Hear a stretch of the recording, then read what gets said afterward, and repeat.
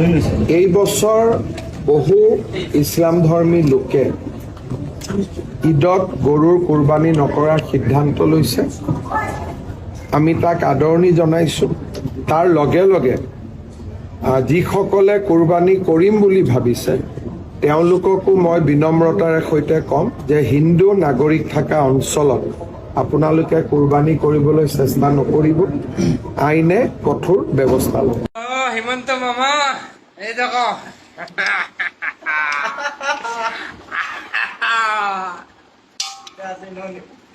কিটা উঠে যায় রে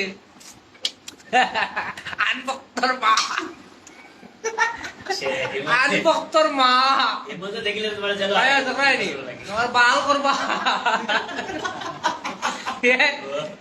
ये केरला है, ये आसाम नहीं है, तुम्हारा वो जगह नहीं है।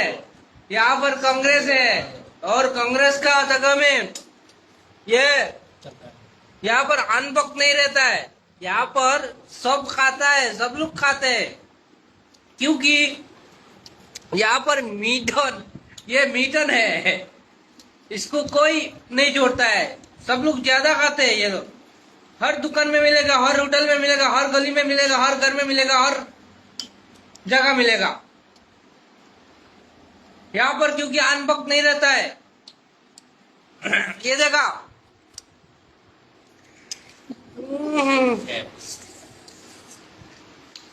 वाह वाह वाह, क्या बात है, क्या बात है।